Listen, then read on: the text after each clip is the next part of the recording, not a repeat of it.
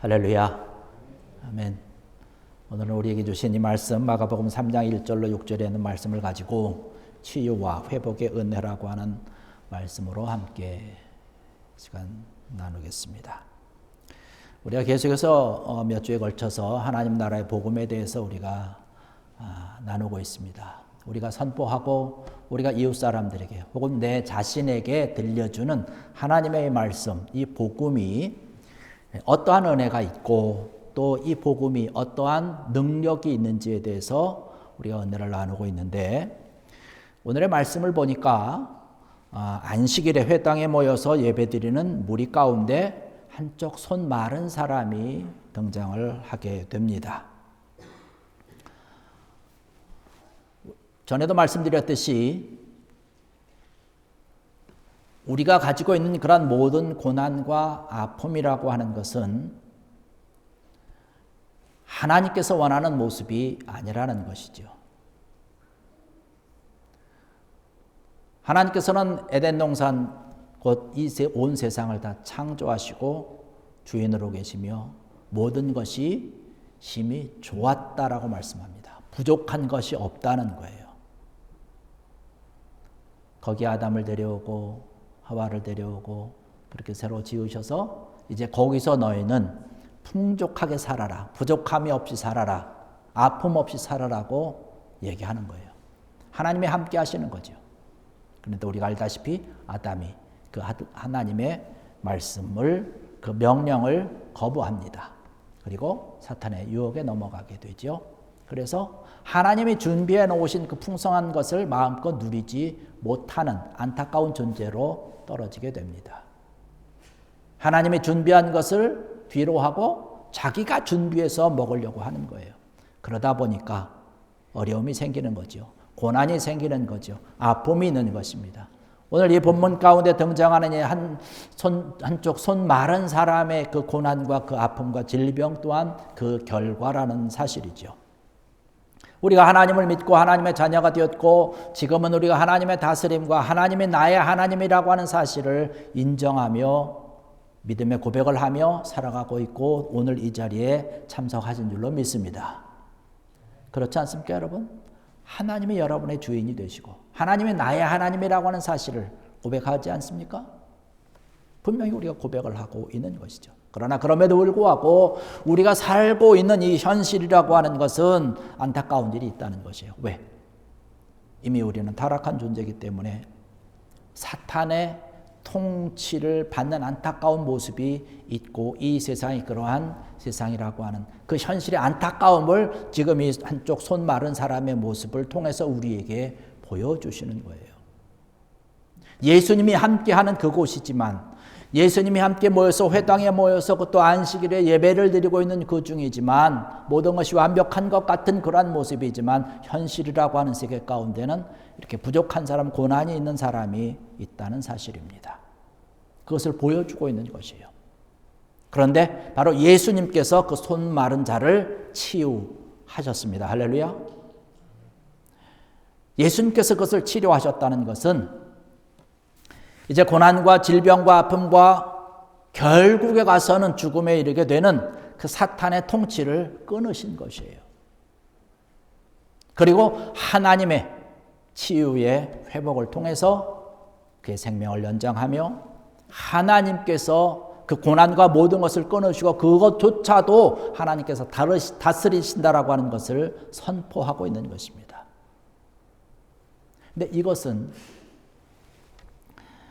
그때뿐만 아니라 지금도 오늘을 살아가는 우리에게 똑같이 나타난다는 사실입니다. 주님께서는 하나님의 나라가 아주 가까운 장래에 올 것이다라고 선포하셨습니다. 근데 그 가까운 장래가 언제일까요?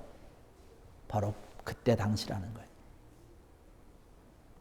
바로 예수님이 치료하시면서 복음을 선포하는 그 시간, 그때부터 계속 되어지고 있는 것입니다.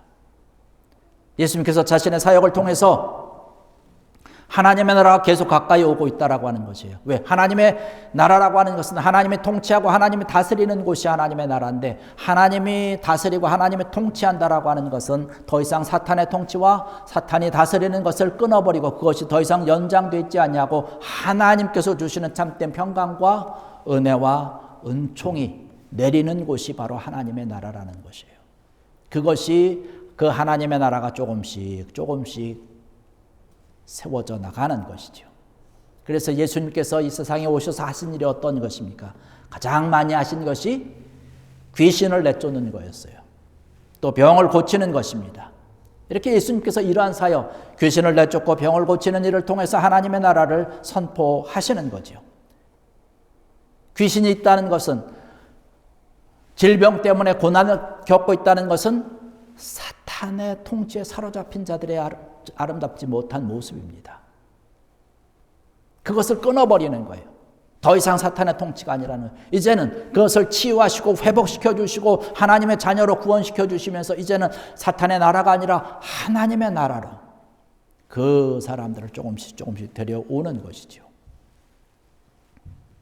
이러한 것이 오늘날 우리에게도 있는 것입니다. 예수님께서는 이 세상에서 하나님의 나라를 위해서 복음을 선포하시면서 치유를 병행하시면서 제자들에게도 마찬가지로 같은 능력을 주십니다. 예수님께서 제자들을 불러 모셔가지고 선교를 위해서 파송할 때 하나님께서 하나님 나라의 복음을 선포하라고 말씀합니다. 더 나아가서 귀신을 쫓아내고 질병을 치유하라고 명령을 하시면서 그러한 선교의 사명을 그들에게 주셨습니다. 제자들이 뿔뿔이 흩어져서 복음을 전합니다. 하나님의 나라가 임했다라고 하는 그런 복음을 전하면서 귀신을 내어쫓고 병자들을 고치면서 그들을 치유하면서 예수님께 돌아와서 기쁜 마음으로 보고를 합니다. 누가복음 10장 18절의 말씀 보니까 제자들이 돌아와서 보고하는 그 모습을 바라보면서 주님께서 하시는 말씀이 있습니다. 사탄이 하늘로부터 번개같이 떨어지는 것을 내가 보았다. 할렐루야. 하나님의 영광과 하나님의 역사가, 하나님의 나라가 세워지는 것이에요. 사탄의 통치가 이제 하늘로부터 떨어진다는 것이에요. 무엇을 통해서? 귀신이 내쫓김을 당하고 모든 질병들이 치유되는 것을 통해서 나타난다는 사실이죠. 복음에는 이러한 힘이 있다는 것이에요. 그러면 오늘날 우리가 선포하는 이 복음이라는 것, 이 시간 제가 이곳에 서서 말씀을 전하고 증거하는 이 복음, 또 여러분들이 말씀을 통해서 읽으면서 접하면서 많은 사람들에게 전하는 그런 복음에는 이러한 치유와 회복의 역사가 없느냐? 똑같이 나타난다는 사실입니다. 근데 우리가 치유라고 하면 생각을 할 때에, 치유라고 하는 그런 생각을 하면 너무 작은 치유만을 생각해요. 우리는 어떤 질병의 치유, 무슨 그런 것만을 생각을 하는데, 치유라고 하는 것은, 성경에서 이야기하고 있는 치유라고 하는 것은 아주 전포괄적인 의미를 가지고 있습니다. 단지 어떤 그런 육체적인 어떤 질병만을 얘기하는 것이 아니라 현재 우리가 당하고 있는 그런 모든 고난에 대한 치료를 얘기하는 것이에요. 심리적인 것도 그렇고, 모든 관계를 통해서 오게 되는 여러 가지 갈등의 문제도 그렇고, 경제적인 빈곤도 그렇고요. 심지어 우리가 당하게 된 그런 모든 재해도 우리가 당하고 있는 그런 모든 고난들 아닙니까? 정치적이나 그런 압박도 그렇고요. 이러한 여러 가지 것들이 포함되는 것이, 이러한 모든 것들을 고치고 회복시키는 것, 이러한 것들이 다 치유의 사역이라고 하는 것이죠.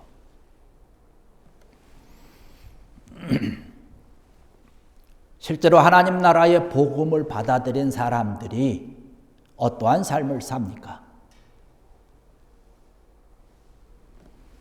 여러분, 복음을 받아들이기 전과 복음을 받아들인 이후의 삶을 여러분 자신 스스로가 좀 생각을 해볼 수 있습니까?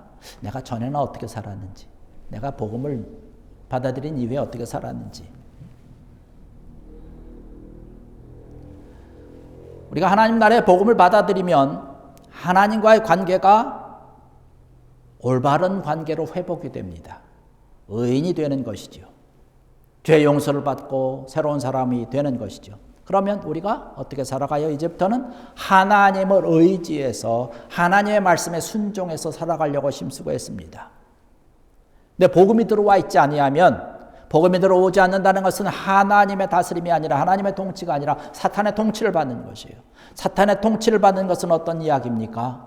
스스로 내가 내심으로 벌어먹어야 되는 거예요. 내심으로 살아남아야 되는 것입니다. 그래서 다른 사람보다 많이 가져야 되는 것이에요.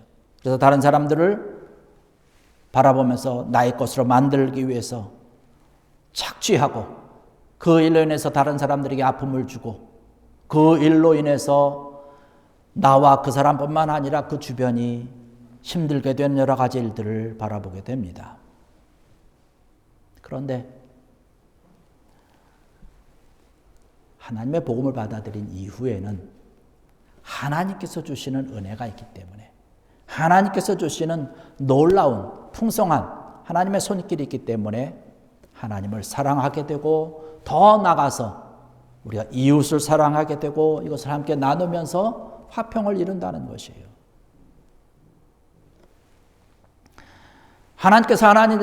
예수님께서 이 세상에 오셔서 하나님의 나라를 선포하면서 가장 많이 한 치유가 바로 이러한 치유입니다.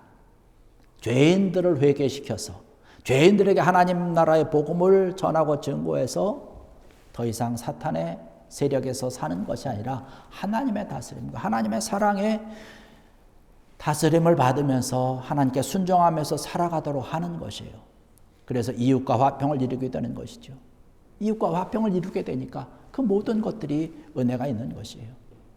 그 좋은 예로 누가복음 19장의 말씀을 보면 삭개오의 이야기가 있습니다. 사탄의 통치 아래서 지난 시간에 말씀드렸던 것처럼 만모니즘의 우상 숭배에 빠져서 다른 사람들을 착취함으로 인해서 다른 사람들에게 고난을 가져다 주고 피눈물이 나게 하는 그것뿐만 아니라 자기 자신도 고난을 받고 있었던 이 삭개오에게 예수님께서는 하나님 나라의 복음을 선포해서 그 복음을 받아들이게 되죠. 그래서 그가 구원을 받게 되는 것이에요. 이 사도 누가는 이 사건을 바라보면서 예수님께서 선포하신 하나님 나라의 복음으로 치유되고 회복된 구원의 놀라운 증거로서 우리에게 기록을 하고 있는 것입니다. 이렇게 치유받고 이렇게 구원받은 삭개오는 어떻게 됩니까? 하나님과 화평을 이루는 것 아닙니까? 더 나아가서 이웃들에게도 자기가 가지고 잘못한 것을 몇 배로 갚아주면서 화평을 이루게 되는 것이고 자기가 경험한 그 치유와 회복의 은혜, 구원의 은혜를 구체적으로 체험하는 귀한 이 삭개오로 바뀌게 되는 것이죠. 그 전에는 어땠습니까? 하나님에 대한 두려움이 있지 않았겠어요? 이웃들에 대한 두려움이 있지 않았겠어요? 이웃들을 바라보면서 착취하지만 이웃들을 바라보면서 두려움이 있었다는 것이에요. 이제는 근데 그 복음을 받아들이고 나고 구원을 받은 이후에는 더 이상 그런 두려움이 아니라 오히려 하나님께서 주시는 그런 참된 화평과 사랑과 은혜가 있기 때문에 자유함을 누리는 것입니다. 이러한 마음을 가지고 살아가면 신체적으로도 건강하게 살아갈 수 있지 않을까요? 의사들이 많이 이야기를 하죠. 요즘 있게 되는 그런 여러 가지 질병의 가장 큰 원인이 스트레스다라고 얘기를 합니다. 왜 스트레스가 쌓입니까? 사람과의 관계가 갈등이 되다 보니까 내가 더 많이 가지고 더 많이 벌어야 되니까 이것으로 인해서 스트레스가 되는 거예요. 내 자녀들이 좀 더 다른 아이들보다 좀 더 우뚝 솟아야 되고 좀 더 잘해야 되는데 그러지 못한 것 같으니까 스트레스가 된다는 것이에요.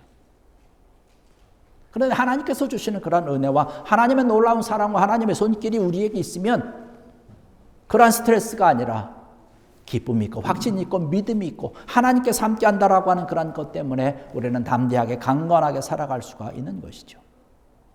삭개오는 이렇게 하나님의 복음을 받아들이고 치유된 것입니다. 이러한 것을 통해서 하나님의 나라가 조금씩 세워져 가는 것이죠. 아까도 말씀드렸듯이 오늘날 성령님께서는요, 특히 목사님들의 복음 선포를 사용해서 많은 치유를 이루고 계신다는 사실입니다. 이 말씀을 통해서 낙담한 자들에게 용기와 희망을 주지 않습니까? 삭개오와 같은 그런 사람들을 회개시켜서 그들이 더 이상 사탄의 통치를 받는 것이 아니라 하나님의 나라의 다스림을 받고 하나님 안에서 사랑과 이웃을 사랑하는 그런 사업가로 바뀌게 한다는 그래서 전체적으로 사회적으로 어떤 샬롬을 이루고 은혜를 이루는 그런 모습으로 살아가도록 성령님께서 목사의 복음을 통해서 목사님들의 선포의 말씀을 통해서 이렇게 바꿔나가는 것이고, 비록 목사들뿐만 아니라 여러분들이 전하고 증거하는 하나님의 말씀, 하나님의 복음을 통해서 이런 귀하고 놀라운 역사가 나타난다는 사실입니다. 모쪼록 이 자리에 참석한 사랑하는 성도 여러분들, 이 능력 있는 하나님의 말씀을 통해서, 하나님의 복음을 통해서 여러분 자신뿐만 아니라 많은 사람들에게도 치유와 회복과 하나님의 은혜와 하나님의 사랑을 함께 나누고 선포할 수 있는, 그래서 성령의 역사가 차고 넘치는 귀한 은혜가 있기를 주의 이름으로 간절히 축원합니다. 모든 것에 있어서 치유가 일어나는 것이지요. 근데 예수님의 사건을 우리가 감히 바라보면서 이 치유와 회복의 문제를 생각해 볼 때 특이한 것 하나 있습니다. 그것은 뭐냐면 예수님께서 안식일에 치유를 하신다는 거예요. 오늘 우리가 읽은 그다음 본문에도 안식일에 손 마른 자를 치유한 사건이 나타나지 않습니까? 근데 이 문제 때문에, 안식일에 치유하신 문제 때문에 예수님께서는 늘 바리새인들과 서기관들과 아주 신랄하게 이 문제를 가지고 대립하면서 서로 싸웠어요. 이러한 비판이 있는데도 불구하고 예수님께서는 안식일에 치유를 하신 것이에요. 왜? 왜 예수님께서는 이 반대자들의 비판에도 불구하고 안식일에 치유를 하려고 하셨을까라고 하는 것이에요.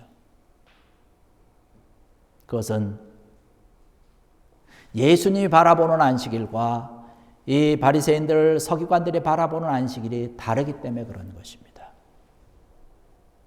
안식일이 어떠한 것인지 올바른 개념을 가지고 있으면 그 안식일이 의미하는 것이 무엇인지를 제대로 알고 있으면 이러한 서로 대립되는 상황은 없었겠죠. 구약에서 이야기하고 있는 이 안식일이라고 하는 것은 처음 6일 동안의 창조를 마친 후 완성된 창조, 그것도 하나님께서 보실 때에 심히 좋았다라고 하는 그런 창조의 모습을 바라보면서 즐기고 기념하는 날이 바로 안식일입니다. 그 안식일을 통해서 창조가 완성되었고 모든 생명이 풍성한 것이에요. 그런데 사탄이 아담을 유혹을 해서 스스로 하나님이 되겠다라고 하는 안타까운 모습, 교만한 모습으로 하나님께서 이미 완벽하게 다 만들어 놓고 풍족하게 채워 놓으신 그곳에서 유독 나는 그 하나님께서 준비하시고 하나님께서 함께하는 것을 나는 거부하겠다는 거예요. 그리고 내 스스로 한번 살아보겠다라고 하는 것입니다. 그러다 보니까 내가 가지고 있는 그런 부족함이, 나의 능력이 부족하고 나의 가지고 있는 그런 자원이 부족하기 때문에 더 많이 가져야 내가 살아갈 수 있고 내 생명을 유지할 수 있기 때문에 쉼과 안식과 참된 평강을 누리지 못하고 일을 하는 것입니다. 그래서 농사를 짓는 것이고 그 열매로 생명을 유지하며 살아가는 아담의 안타까운 모습을 볼 수가 있지요. 바로 아담이 자신에게 스스로 하나님이 되고자 했던 안타까운 결과가 바로 이렇게 나타나는 것입니다. 생명을 유지하기 위해서 일을 하지만 결국에는 생명에 반대되는 죽음에 이르게 되는 것이죠.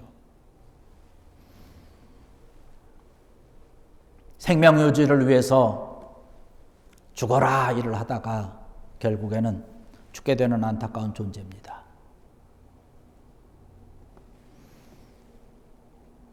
안식일은 하나님이 완벽하게 해놓으신 것을 그대로 즐기고 그 안에서 쉬고 평화를 누리면 되는데 그러지 못하는 안타까운 아담의 모습, 우리 인간들의 모습이 있는 것이에요. 이제 우리가 다시 하나님께로 돌아가기 위해서 해야 되는 것은 뭐냐면 안식일을 제대로 지켜야 된다는 사실입니다. 하나님께서 말씀하시고 하나님께서 명령하시고 우리에게 계명으로 주신 것 아닙니까? 안식일을 지킨다라고 하는 것은 궁극적으로 하나님께서 나를 다스리시고 하나님께서 이 세상을 다스리고 통치하고 있다는 사실을 인정하는 그날이 바로 안식일입니다. 바로 이 안식일을 지킨다라고 하는 것은 인간 스스로가 하나님이 되고자 했던 일에 대해서 반성하며 돌이키며 회개하는 날이 바로 안식일입니다. 하나님이 하나님됨을 인정하는 것이에요. 안식일이라고 하는 것은요, 아무것도 하지 않는 날이 아닙니다. 나의 생업을 중단하는 날이에요.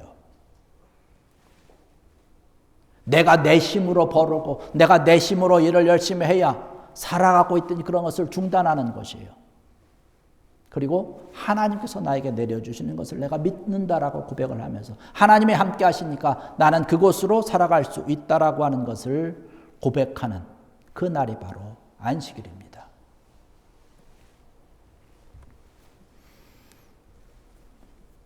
우리는 지금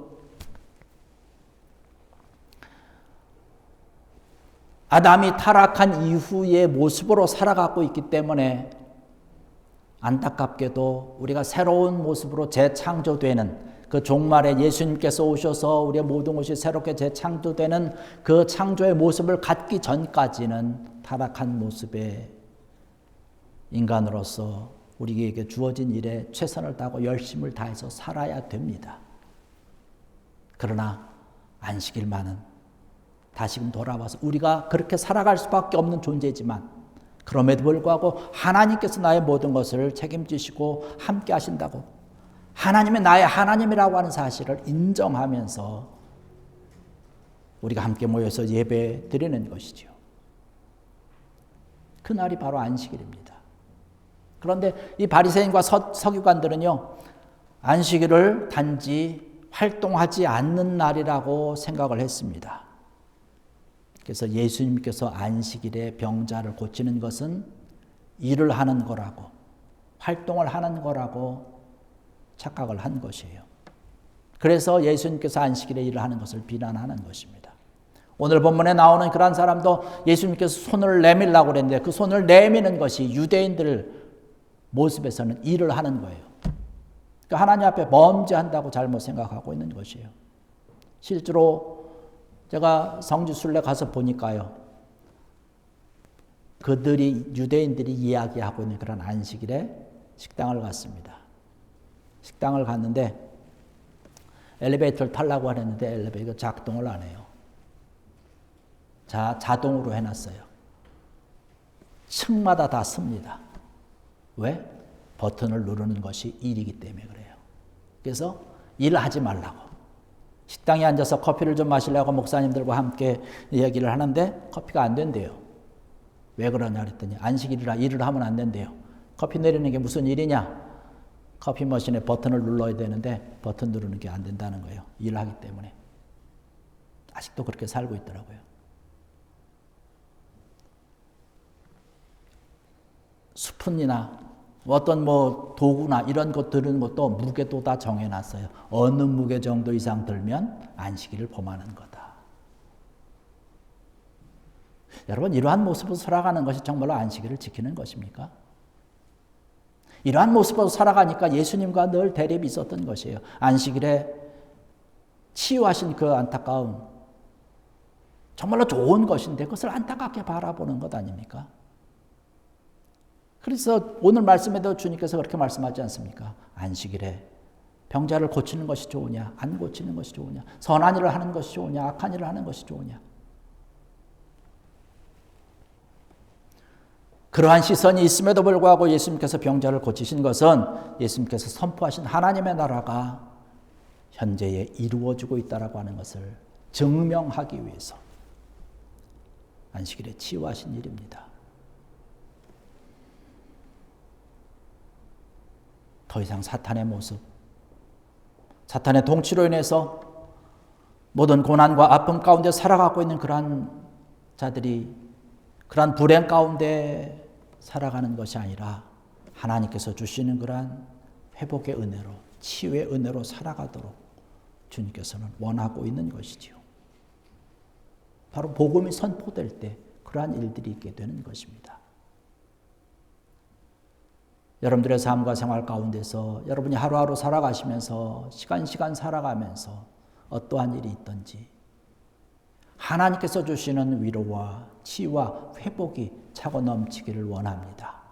바로 하나님께서 우리에게 주시는 이 복음을 통해서 이 복음에는 이러한 은혜가, 이러한 능력이, 이러한 권능이 있는 것이에요. 이러한 하나님 나라의 복음을 통해서 바로 여러분들의 신명과 또 가정과 생업과 또 아픔과 그런 모든 고난 위에 치유가 일어나고 회복의 은혜가 정말 풍성하게 넘쳐 흐르는 여러분들 되시기를. 그래서 하나님 앞에 감사할 수 있고 하나님의 나라를 위해서 더욱더 아름답게 헌신하고 충성 다하는 귀한 여러분들 되시기를 주의 이름으로 간절히 축원합니다. 기도하시겠습니다. 하나님 아버지 감사합니다.